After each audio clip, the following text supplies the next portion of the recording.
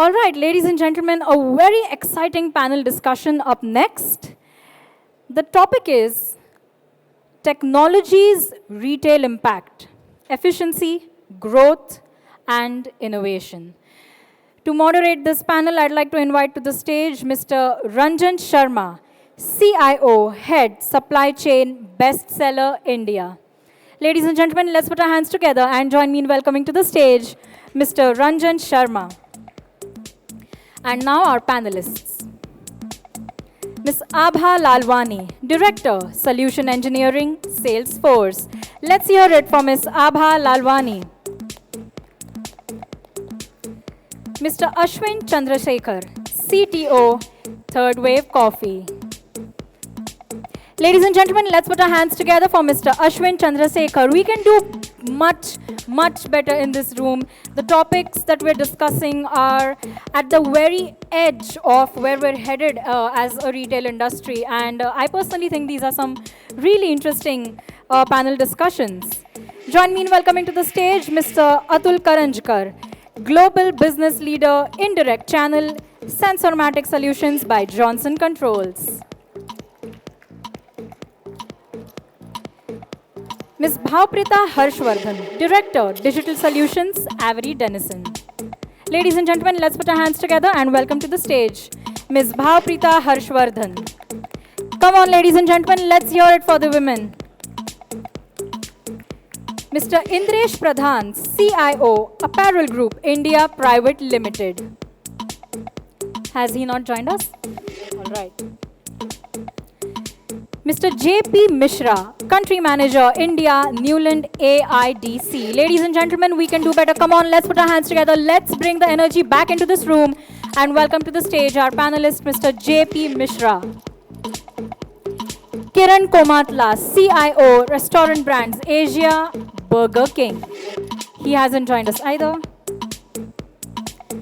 Mr. Lokesh Vagadre, VP and Head, IT, Kaya. Ladies and gentlemen, let's put our hands together and welcome to the stage Mr. Lokesh Vagadre. And Mr. Sanjay Kumar Tripathi, VP, Digital and IT, IHCL. Ladies and gentlemen, let's put our hands together for Mr. Sanjay Kumar Tripathi.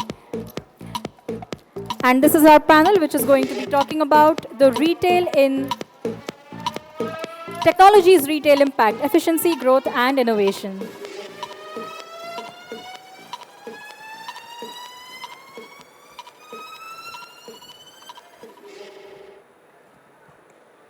Good afternoon. I think it's one of those panels which is just after tea, between tea, and hence I don't see a lot of people around. And I guess we'll keep adding more people, I'm sure. This is an interesting topic, this is an interesting session. With the kind of eminent speakers that I have on the panel, 7 of them, imagine. Each of them carrying heavyweights from a perspective of what they do and the experience that they bring, not just the India retail business, but from a technology space around the globe. And each of them doing different things, different roles. Imagine I have people from industries like Salesforce, Sensormatic. I leave aside the retail guys at the moment for a moment. Avery Dennison and then AIDC. And then I move on to retail where I have Third Wave Cafe and then Kaya and Sanjay coming from India Hotels. So obviously this is a mixed panel and that's going to bring out the great aspects from it. So without jumping too much into it, the format of it is I've kept it as part of as you heard about the topic. I've divided this into 3 parts: efficiency, growth, and innovation. And I'm sure all of us are looking towards it. So I'll quickly jump on to start with efficiency as my first point. And my first question goes to Ashwin. Do you have a mic? No? Can we get some more mics? Yeah. Check. We all have been struggling for efficiency. Every day we find a new challenge, right? Totally. How do you see impact technology impacting retailers in the space of, say, supply chain management, inventory optimization, logistics, and many more areas? How do you think, where is technology playing a role here, and how is it helping you? It's a great question. So I think in 2025, in fact, not even just 2025, in the last 10 years, if you're looking at any serious company that is not having technology as part of some of the functions that you said, supply chain operations, a lot of people will be laughing. But at this stage, right, like for third wave coffee and what I observe in the market right now is, even now, it is about getting the fundamentals right. It's about making sure that the software that is implemented, the retail technology that gets implemented, and what happens on the ground from an SOP perspective, it's actually mirroring, it's actually foolproof. That is the bedrock core foundation of any retail operation, right? And once the foundation is laid really solidly, such that, when I come back and look at the data, I can say with confidence that whatever I'm seeing in the dashboard, in the metrics, is actually what's happening on the ground, then you get a scope for doing some magic on top of it. And in the contemporary world, we are all aware of all the technologies that are coming to the fore, your AIs and MLs and everything. And that is all, in many ways, a wrapper on top of the underlying data that's available. So once the data is great, by doing all the foundational stuff, we are also experimenting with what all is possible with AI and ML to enhance our supply chain operations by predicting better, ensuring that in case there are aberrations like pilferage or theft or anything, right, we are able to heuristically predict it instead of, operationally taking a guess at it. So all these are some of the initiatives that we have taken, and quite honestly, I'm super excited about all the new technology that's coming in terms of agents, in terms of various possibilities, and how these can be implemented to make retail more efficient, thereby passing more value to our end users. Pretty exciting times. Awesome, awesome. You touched about multiple things. Sanjay, do you want to add? I guess you want to add something to that? Yeah. So in fact, I'll flip it around in a way that the inventory, the supply chain management, logistics, in current days parlance, they cannot be thought over without technology, right? I mean, technology is kind of a must to have. I mean, without technology, playing a pivotal role, you cannot, think about making your supply chain efficient. You cannot think about running your warehouse operation. You cannot think of running an efficient transport management system, and for that matter, even the inventory management system. So, starting with your back-end ERP systems to the frontline inventory management system, where your retailers are throwing up their inventory on multiple channels, managing those orders coming from multiple channels. I think technology is there. I think technology is touching every part of retail management, right from store management to whatever business area what you have been talking about. Amazing. I think I'll quickly move to the next question, because that's a very, very interesting topic, and all of us have been struggling around that.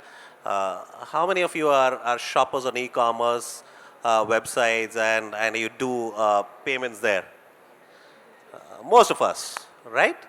In today's world, you can't live without it, right? There are so many avenues, so many channels through which you actually shop.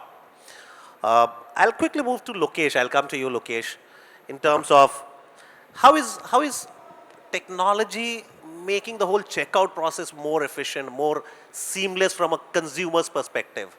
And have you been what are the kind of things that you guys are doing there, either in the e-commerce space or the offline space as well? It's equally important, because both the spaces, it's no different, I guess. Absolutely. See, the Omnichannel has become bread and butter kind of thing. So if your presence is not there equally good on both the platforms, you will be, it will always be difficult to retain a customer. So our job, since our industry is little different than pure retail product base, we are more into a service industry. Our customer base is always very crucial. What we look for basically a churn data, that we don't want our customer to go away. So that is the reason it becomes very important for us to have a seamless checkout process. So in our case, you don't find a line in our store for sure. You have a high ticket customers, few customers, but demanding customers, and they have a high expectation from us. I mean, we utilizing mobile apps to do a seamless checkout. We don't ask much of a data to the customer. We hand over a tab. We allow them to fill the data because ours is a little medical based. So we have much more questions than the normal retailer asks. So that actually gives us a leverage also because our data is much more, have a much more information in terms of the overall enrichment. And see, in general, if you see, if you go to any retail, you have to scan the barcode and all those things. Nothing happens in our store. You have a doctor who give you a certain set of treatment regime, and then you have a certain number of sittings. We call it sessions. And once that is done, we create a customized package for your requirement. And it's purely customized for you. And for that, you will always get a visibility that how many sessions you have conducted, what is the date of the next sessions.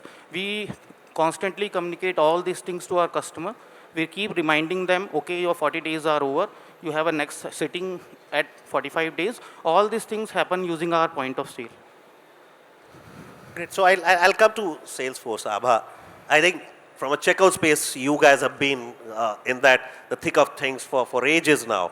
You guys have been impacting the space for so many years. What is the changing trend that you see in the checkout space? So I think, it's very, right now we're seeing a lot of AI and all of that coming in. So, with that, you're able to drive very, very personalized recommendation or cross-sell as well. For example, and that comes with analyzing like a lot of trends and all which weren't possible earlier, but with AI, data not just from your online applications, from your POS can be brought in together. You can make it to what Lokesh was saying based upon the customer profile, how the lookalikes are kind of doing it, bundling all of those offers and being able to offer schemes based on the consumer behavior. It's not that you buy one, get one, but actually if I again go to Lokesh's example, if I'm looking for a particular skin treatment, maybe an add-on to that would be more relevant rather than just telling me that, you take another session free. So with technology, there is a lot of hyper-personalization that can be driven at the checkout process as well. That's awesome, actually, because that's not something which is making the process more efficient, but it's also about how do you get the next sale from that customer? How do you bring that customer back to the store? How do you do more with that customer? How do you stay engaged? So the checkout process is not just about saying, okay, this is what you bought, you pay the money and you can leave, but then also go beyond that in terms of staying engaged, staying with that customer in his future journeys and creating more opportunities for you as a business. That's an amazing area that it is pivoting towards. Coming back, I think we all talk about technologies which are and retail is all about continuously pushing the costs down and bringing in speed, right? We all day in and day out as CTOs, as business leaders, we are always fighting for that. Where can we save that few pennies, few rupees, and how do we save time in terms of doing that so that we get the same person to do more, right? Coming to Bhaprita, you. How are you guys helping retailers improve in terms of the cost efficiency, bringing in speed, agility in their processes across the value chain?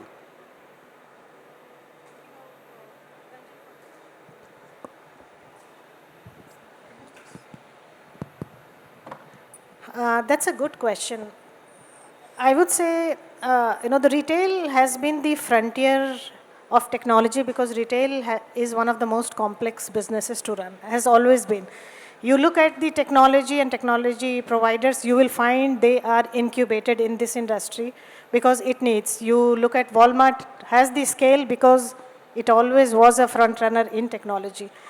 The journey begins at the back end, on the efficiency, cost saving side, but the game is shifting towards, and I'm bringing the global learnings. I was attending NRF just last month in New York, and we are seeing, even though cost efficiency is the, you can say, entry point, but now the play is in store, and it's the same consumer after which every, every retailer, every brand is after. And with the advent of technologies and omni-channel becoming more popular, and I'll add to your last question when it was about checkout. Earlier, somebody came to store to discover a product and complete the transaction from discovery to the sale. It no longer happens.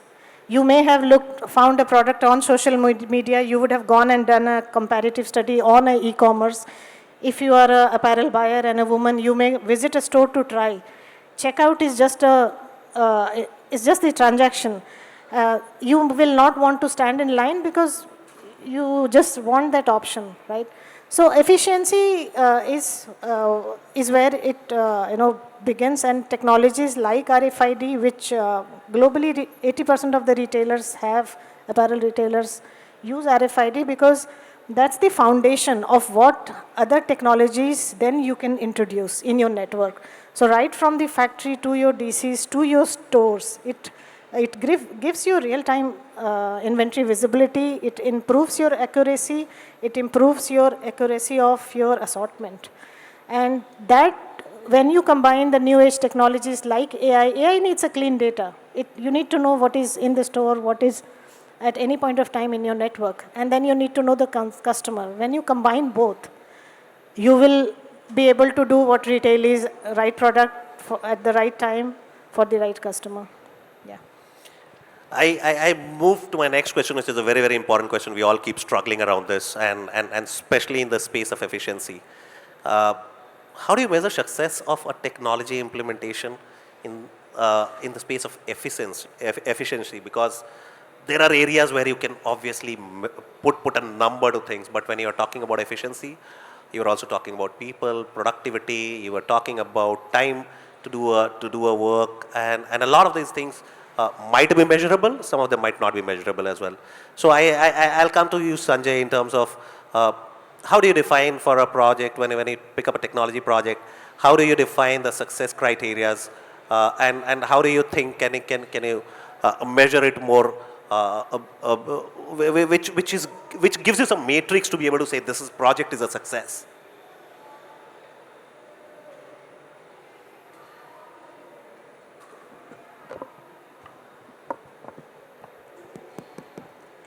I think any technology project, right? We can have the sexiest technology, in place, but if it is not impacting any of the business metrics, right? So I think that implementation may be, technically very, very successful, but then for the business, it is not delivering the value. Then, if it is not useless, but then it is just a good piece of, technology to have. So, yeah. So, in that case, I think any of the business metrics, right? It can be profitability, it can be revenue, it can be inventory turnover. It should positively impact any of the business metrics. Otherwise, then it should, impact the customer experience, right? We should be able to, hear from customers, right? I mean, like we're talking about checkout, right? So some of the retailers have a frictionless checkout where, you can just walk out, right? Without standing in the queue. It might not give you additional bit of revenue or profitability, but then it is improving the experience. So the customer experience is another metrics. If we are doing something for our own employees, how it is, making our life different. I mean, if you implement any of, the big HRMS, are you getting an app? Are you getting a chatbot? Are you getting basically an app where you can talk and give the instructions? So, wholesome game, business metrics, customer experience, employee life. I think all these, one of the parameters should ideally be touched upon any of the implementation. And how to measure it, I think before implementation, we should have those criteria. It should not be a post thought that now that I have implemented, let's start measuring it. I think now that most of you would, go through the process of, getting the project approved, getting the budget approved. So I think that is the time where, we put those success criteria for implementation. That this is going to improve my NPS by this much point, or this is going to improve my turnover by this much point. And that's the yardstick basically which we should continuously follow to showcase whether they, and that would strictly define whether the project is successful or not. I think That's amazing. I think I'll quickly switch to Atul.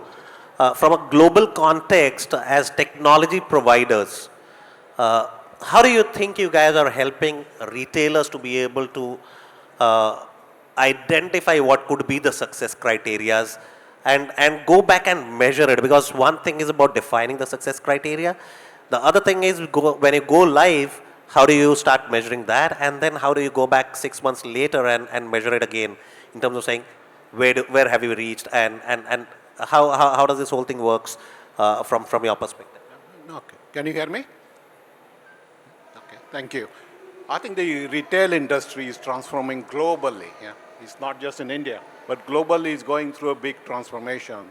And how we look at is the customer, consumer. What they want is a customer experience. And they are the one driving the technology. So when we look at technology, there is a benefit to the consumer. Efficiency, productivity, on-stock product, accurate pricing, consistent service across the world. Yeah? That is the approach we look at it. And as a retailer, we take care of that in mind. We look at their manufacturing process, where the garment is produced.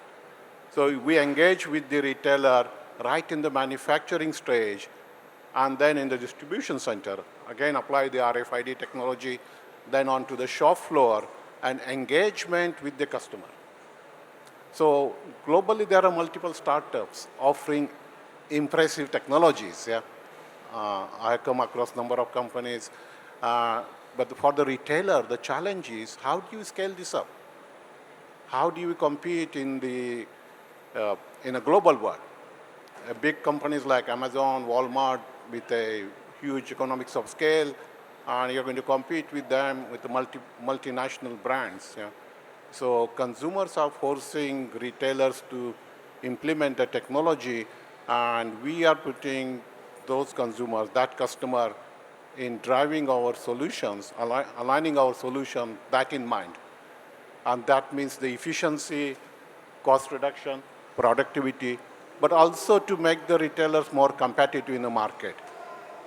And today there are n number of technologies out in the market, selecting the right technology and providing consistent solution globally for that particular solution. And if you look at during the pandemic, 3 or 4 global retailers, they thrived.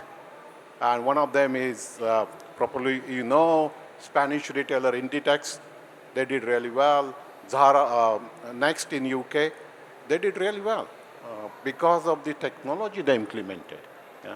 And that technology change is driving the success of retailer, but much more importantly, customer satisfaction, customer experience. And that's what we put in mind in driving. I'll come to the experience side of it in a while. Yeah, I've parked those questions around experience and the growth story, because that's my next segment. Sorry to cut you, Atul, because I wanted to pick that up next, because the idea is to move towards growth with and look at technology. One would have invested into technology as an offline retailer. Then they realized they need to invest into e-commerce technology, and today the world is moving towards quick commerce. How are you adopting to these changing needs, and how are these changing needs from a technology impacting your enterprise landscape? I'll come to maybe Sanjay, start with you, and then come back to others who would want to contribute.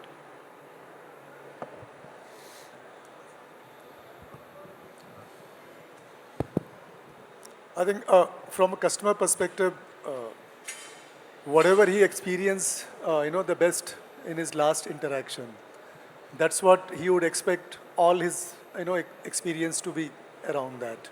So I think the world was there where, there was the e-commerce, and then now that, we are at the quick commerce, basically, where initially it was grocery, now the world is moving towards the beauty, the fashion, and I don't know where it will lead to. I remember 2 years back on one of the conferences, I said that, quick commerce is trying to solve a problem which never existed. I was of the same view. I used to be of the same view and I've been proven wrong. Very, very wrong. So that was my view 2 years back, but happy to be proven wrong because the categories are ever expanding. Now you expect not only grocery, but even a blazer also coming your way in 10 minutes.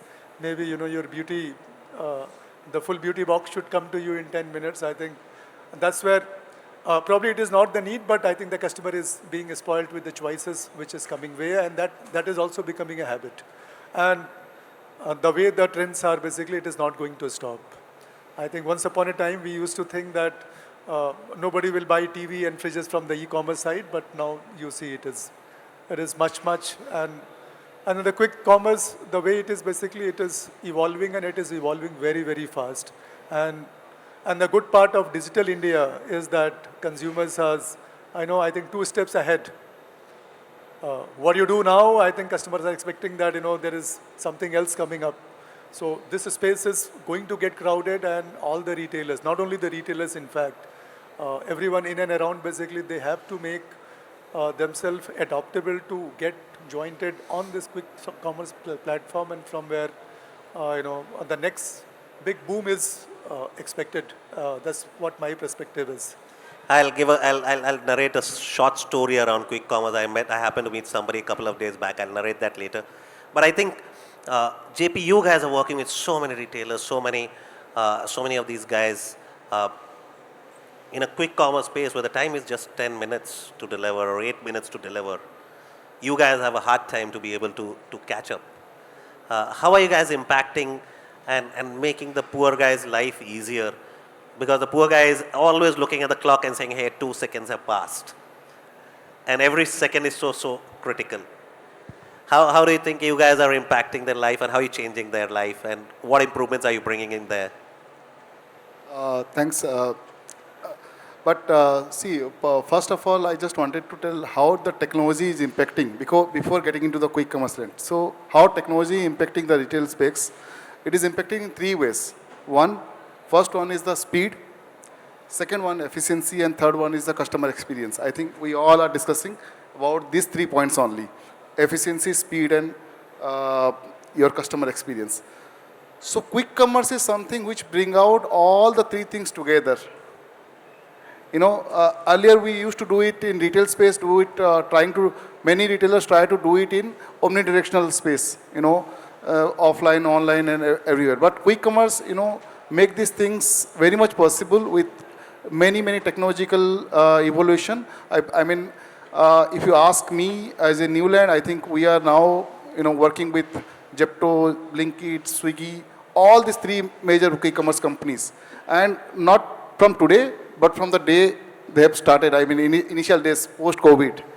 So we have seen the evolution, how they, started, engaging their dark stores, optimize their logistics. So we have seen, so how we help them, practically the most important thing is, the first one is the AI driven demand forecasting. So if you have the demand forecasting, then you can slowly, change your supply chain and, streamline your supply chain accordingly with the help of technology like our barcode scanners, barcode readers, RFID, or maybe some different kind of warehouse management software. And that is how, they can be so efficient to get the things, so quickly with the help of this. Majority part is the mobile computers. For example, in warehouses, they are using the mobile computers. They are getting the data in the mobile computers. And after that, they are simply picking this and getting the data. So that is how we are realizing they are using technology to speed up. So it is not only our space. We are only in barcoding, but they are also using AI-driven data forecasting. So that is how they are managing below less than 10 hours, 10 minutes delivery. I think Atul wants to say. Yeah, I think the e-commerce, the fundamental of e-commerce is order fulfillment. How quickly you can fulfill the order in terms of consumer gets the product. And that's where technology plays far bigger role. And with the technology, you know where the product is, how many are in stock, how quickly you can take that stock to the consumer on time. Yeah. and customer satisfaction. Also, technology plays a role in how quickly you can complete the transaction, yeah? Financial transaction, where actually delivering the goods. Yeah? So that's where the technology is playing a role. And RFID is enabling this omnichannel for many of the retailers. And most of the globally successful retailers, they have a technology platform in their warehouses, distribution centers. And that is driving the growth of e-commerce. The engine behind the success of e-commerce is the technology driven by RFID and other associated technologies. That helps? Yeah. Abha, you want to add something?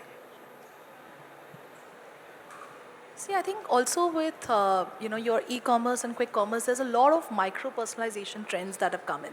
So, for example, I mean, taking example of maybe not quick commerce, but let's say Swiggy, right? Depending upon the kind of restaurants that I've ordered from my app page changes, you can drive that hyper personalization within an e-commerce and be able to actually cater to a particular customer need and all that's there. The other part is your products, your stores that you open, only so many physical stores that you can open. Now, tier 2, tier 3 cities have high aspirations, which is where, quick commerce and your e-commerce finds a way. Like, just an example, I was in Landor, which is a very small hill station ahead of Missouri, and we were in a homestay where the person cooked a very fancy continental meal, and I was like, how did you get it? And they were like, earlier they had to drive to Delhi every month to get those, but now they're able to source them in a small hill station with just 25 houses.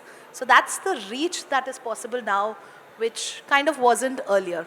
And I think as I look at it, as it is increasing, like you were saying, I mean, stalwarts like you thought, quick commerce, nobody expected that it's going to become as big. And you have so many Kirana stores that are actually now turning to become dark stores for these stores and servicing for them for business. But I think the next wave would actually come in where, you'd probably have more, again, with the advent of technology, maybe a stylist telling you exactly which blazer to buy for what occasion within that app itself. So there's, I think, with technology and with this advent, it's limitless to what retailers can kind of do and where the future takes us.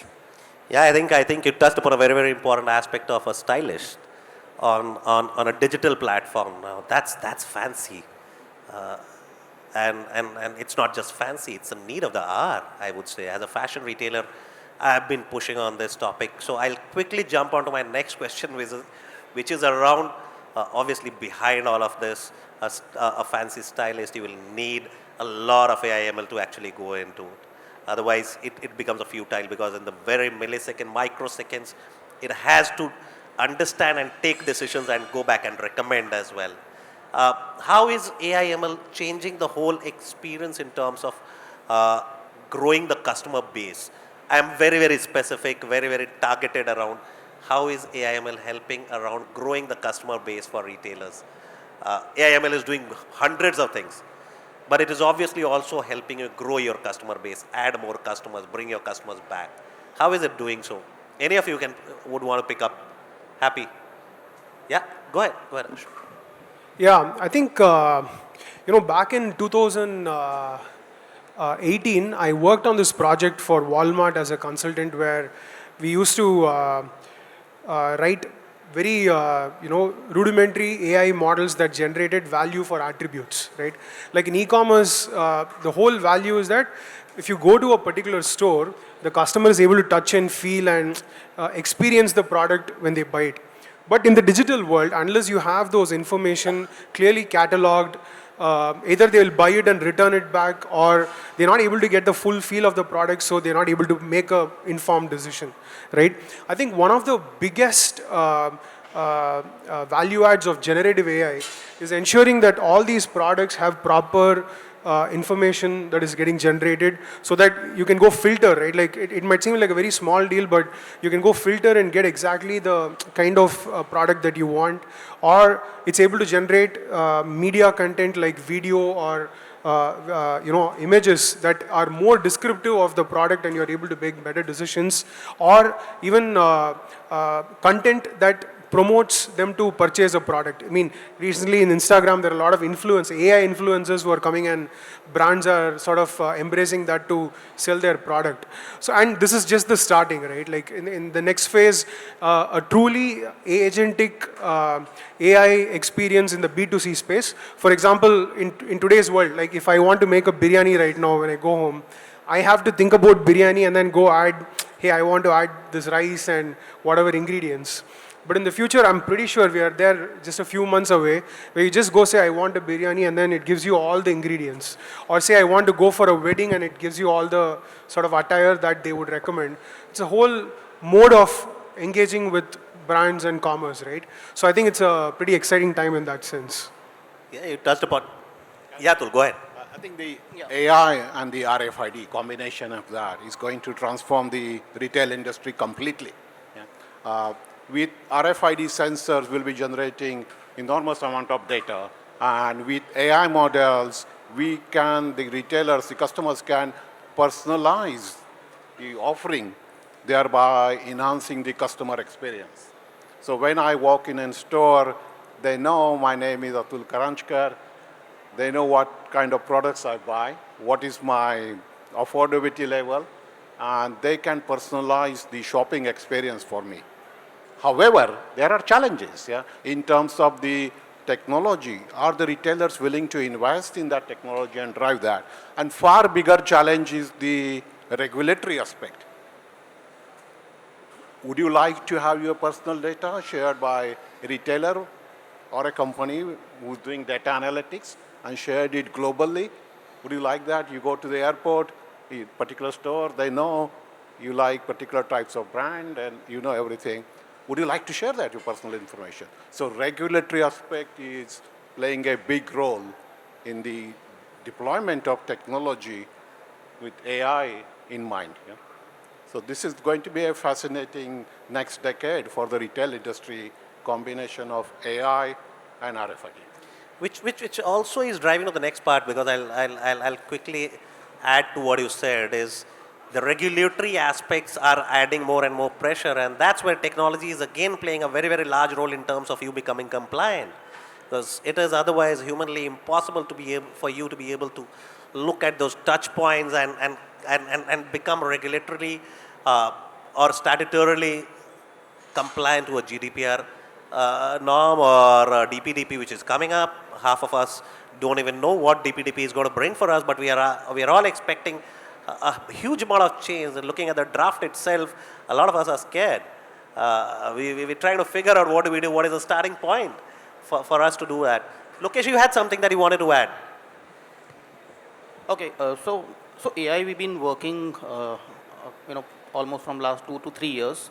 So there are multiple phases of AI on which we are working, but the biggest benefit what we have seen is in an app which we have created to complement the doctor. So the traditional way of consulting a patient is basically you meet with the person, you check their skin, you come to a conclusion, okay, you need certain regime to make your skin look like the way you want. So we created this AI app through which you can take a picture of a customer, and basis those picture, we already used almost 7,000 images, annotated images, to train our AI engine to how to read the skin of a customer, and then basis that generate the concern areas. So our application has around 12 different concern areas where they give you a parameter whether your skin is fit or rather it needs a treatment. So basis that our doctor actually customize the regime for the customer. So that really helps a lot. It increased our overall conversion on the anti-aging and other concern by almost 10%.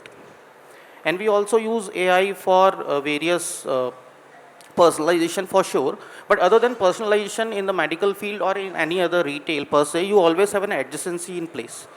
What is the likelihood of a existing customer buying something else? It helps you to create a personalized cross-sell communication to the customer.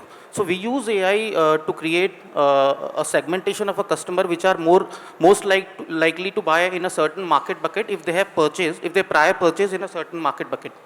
And then we trigger a personalized communication to these clients. Thereby generate the brand loyalty That's what the retailers are looking for, having a brand loyalty for a particular garment or shoes or whatever. Yeah? So AI is going to enhance that, the brand loyalty. I just wanted to add one thing. Now, lot of retailers are also using AI for to get a prediction of the total demand.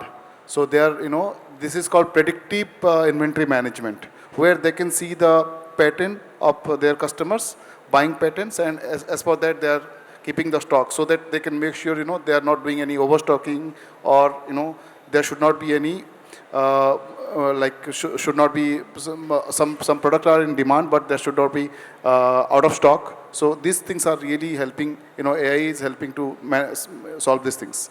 Okay. I think I'll move to the next section, which is on around, because we already talked a lot about innovation, so I'll continue on that, because all of this that we are talking about is innovation. But one of the things that retailers have started toying with, and they were largely POCs and pilots which are going around it, but now today we see a lot of this in real life scenarios. In the production systems we see, and in real life scenarios we see AR, VR being integrated into the processes. That's a fascinating change which is bringing in, because now everything is becoming much more visual. How do you, Abha, you see this space changing, and how is AR, VR impacting, or what kind of experiences is it generating? So I think the one factor of being able to experience that product, right? So with AR VR, you can bring that digitally as well, right at my home, where I can experience the product. See, I mean, if you look at it, any of these furniture shops, they've already had that, where you can visualize the couch, look at how big the TV and all that is. But again, going to it also gives you those data points to go into, where the consumer behavior is, how long is he kind of spending. So all of these are various data points that, we can drive personalization with consumer behavior, your recommendations that are there. But again, going back, it's also adding like a lot of scale. We know that people are preferring convenience over, actually walking to a store. So there is an opportunity for, retailers to actually provide that store-like experience right where the consumer is in the preferred channel. The other thing also is, right now, yeah, it is AR, VR, but with agents, who knows, you might have, your styling agent right within your VR device telling you what exactly to do.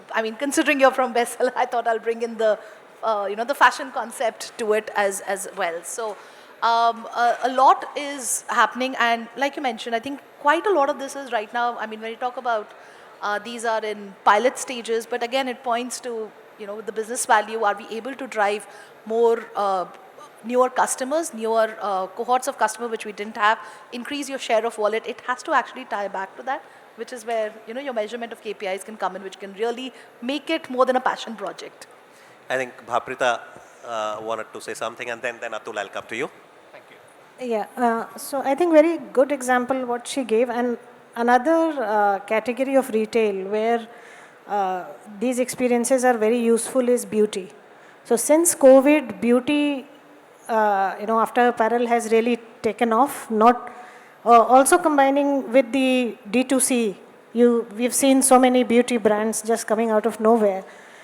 They've also been able to, they're really using such technologies, and it is about the product where there is a utility for a technology which customer values and then rewards the brand who uses it, and that drives the adoption of a technology. In beauty, actually the products are very small, you can't read. There is also information you need to know, and that's where along with the, for example, an example of how to use a product, what you see, how to use. If you can see a video of how to use, that's a very practical, I will say, example which we already see using happening, and similar to in medicines. For an inhaler, how do you use it? That's a very useful video. It's not only about some fancy experience, but it's a utility, and the technology is very useful there. So what it necessarily saying is it's not about helping the customer buy the product, but it is also about helping the customer how to use it. And maybe tomorrow how to fix it as well if it goes wrong, because that's another area. If something goes wrong in that particular product, maybe not a cosmetic if something goes wrong, but then if it's a tech product, maybe somebody has picked up some gadget. How to fix it if tomorrow something goes wrong with it? All of those things can be brought forward with the AR VR experiences, with the right kind of immersive experiences that can be delivered through it.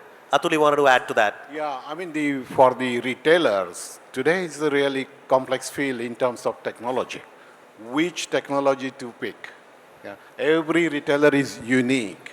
You cannot say, my business model is same as Inditex or same as Walmart or same as Mango or H&M. Every business model is different. So which technology is suitable for you? And there are a range of technologies. Where to invest? NFC, RFIDs, self-checkout, scan and go. Hundreds of technologies are out there in the market. There are startup companies coming out in the market as well. This is a startup age. And selecting a technology is a key aspect for your future success. You cannot remain with 20 stores. You're going to compete with 200 store retailer. So you need to think about, in selecting technology, which technology is suitable for your unique business model, and can you scale that up to from 20 stores to 200 stores to 4,000 stores. And we have experience with the Inditex. Yeah? They started with 200 stores, and today they're 4,500, 5,000 stores globally. H&M is another example. So number of retailers, they started very small, but they are global retailers now. So perhaps, as a retailer, selecting technology which is suitable for you is one of the most difficult decisions you have to make, because changing that technology to another provider is a challenging task. It's not easy. That brings me to the next question, actually, because 2 years back we all got introduced to generative AI, and in 2 years' time we are now talking about agentic AI. It's an ever-changing world. How do you think are these things impacting, and how are retailers supposed to adopt it? Because we had still not been able to figure out, we had not come out of the POC and the pilot stages of generative AI, and now today we are talking of agentic AI, and God knows 2 years down the line what is the next one which is going to come in. How do we keep adopting to these changing technologies as retailers? How do we keep changing our tech stack, because it's not easy to keep changing your tech stacks. How do you build your tech stack to be able to keep adopting to it, engaging with it, integrating with different things, and be prepared to even write off some of the technologies that you might have already invested into? Quickly come to you, Ashwin, around this. Sure. My point of view on this is, while new technologies keep coming, right? I think at the core of the business, I think we all have to keep in mind that it's the connect of the customer with the brand, and there is a human element to it, right? Like it's not about using technology for the sake of using technology, but where exactly it is adding value and adding meaning is where I think retailers should think about using technology. For example, agentic AI, right? It's really good in certain areas, but in other areas, I think it's better not used. For example, automation of marketing, such that you're able to create something and there's an agent that is able to collaborate and create an image and all that, market it, all that is fine. But when you come to a store, can you actually replace, say, a person coming and asking, hey, what do you want, and giving suggestions and all that? Well, you can do it. Maybe an AI can do it. But will it give that customer the experience of actually buying it from a human? I really, that's where there's a lot of areas. And that is where I think retailers should be very careful about not implementing technology. Hey, it's new and shiny, I have to do it. But at the same time, understanding where that technology can add value in their business and be prudent in using it in the right areas is what they should do. Yeah, Sanjay, you wanted to add something to that? Yeah, so I think it's the same with most of the tech space. We were talking about AI and ML 4 years back. It was only in theory, right? That, as you said, it was in POC stage. It was good to have, nice to have, but if you look today, right, the quick commerce model is fully built onto the AI NML. You can't get your product in 6 months if there is no model working behind it, which has the right assortment of product placed in the dark store, right? So AI NML, now there is a practicality of the use cases where the business model is being built. We spoke about AR and VR. This was also in, let's say, POC stage, but now if you look at the likes of IKEA and all that, right? It's fully in place, and it is bringing value to them. Generative AI, I think it has larger potential than any of the tech space, what I have, seen in my entire life, I would say, right? The way it is evolving, probably 2 years, if not 2 years, 5 years down the line, you will not look only for the product which is free, right? As of now, as you said rightly, Ranjan, that it is in POC stage, and if you ask anybody to pay for it, right? People are not ready to pay. People wants to make their PPTs, people wants to write their emails, but it should come free. And that's the stage where we are, but I think we are very rapidly moving towards a stage where the products, what we see, which is based on Gen AI or any kind of AI model, it is going to be charged, and I think the kind of a value what they are giving you, and it is not limited to retail, it is about everyday life. I mean, if you talk about, let's say Alexas and Siris of the world, and down the line, Gen AI. So I think there'll be a time, and it will be very, very soon where, they will all be a business model, and most of the people would be happy to pay for it because the amount of service and amount of, let's say, the value what they would get out of it. Abhay, you wanted to add something? Yeah, I just want to add, I mean, technology, the change, like you said, right, from 4 years to 2 years, who knows, 6 months down the line, what kind of comes up. Being in technology as well, we can't really point a finger and say this is exactly what's going to happen. But I think it's very important to kind of consider at the center of it, you are looking at it, from either customer experience or efficiency. So keeping that in mind, it's very important that you kind of have an architecture which is like a platform rather than just solving, kind of one problem. Because, all we're talking of, while last year, 2 years back, generative AI, ChatGPT became commonplace. Today, LLMs are getting commoditized. It's applications that are built on top of that are, adding more value. So like that, technology will keep changing, but it's very important that you, while selecting it, look at the value, look at the future, look at how they've evolved. And in terms of even, modular components of what you can bring in, because honestly, while we'd love to say that, yes, please take everything with us, but, it always will be that you'll have something in the enterprise architecture that, you'll have to keep that. And so that modularity is something which is very, very important whenever you select a platform. Sure. JP, you wanted to just say quickly adding this place. I think we'll have to quickly. Yeah. Yes. Once you've done, then I need to open the floor for questions. First and foremost things, the technology should be, should be planned in that way. Should anybody selecting any technology should support the legacy integration system. So it should support the legacy system, first of all. Secondly, the most important part is that the affordability. It should be affordable. They should afford it for, with a short-term and long-term plan.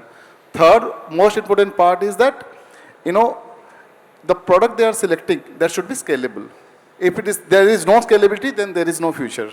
So there is, I think, 3 major points we need to I think very, very interesting topic, points made. Any questions? I open the floor for the audience. If you would like to ask any questions, otherwise, I will ask my last question to them. यार सब सो गए हैं, इतना क्यों पकाया यार? But I think, yeah, I can see somebody there.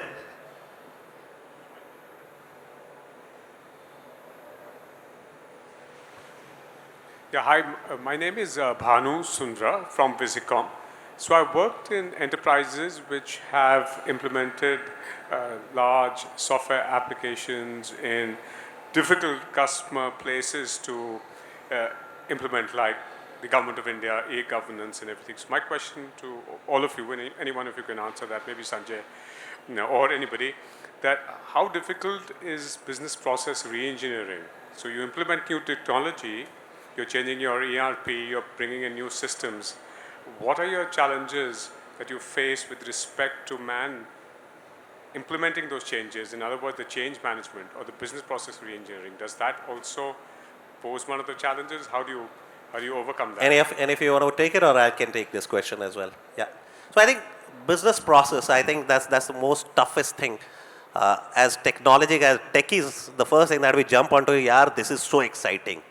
Let's go ahead and do it, build it. लिखेगा कौन यार, document बनाना भी पड़ता है. Half of us don't want to do it.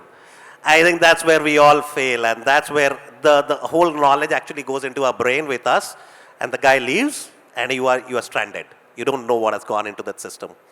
I think business process re-engineering can only happen if you start using the right tools to be able to document your business processes. I think it's the key, because in today's changing world, it's all the more important. Imagine in DPDP coming in and you don't know where all are you storing your customer data. It's going to be a nightmare for you to go and discover that and find out where all have you stored, which all systems, which all places, what have you done with that data, what all are you triggering.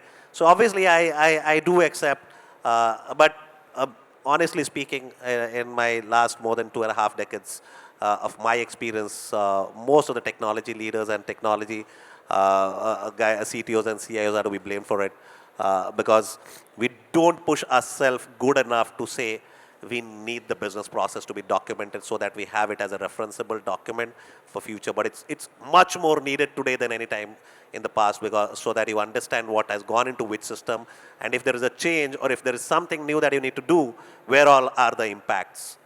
I hope I've answered.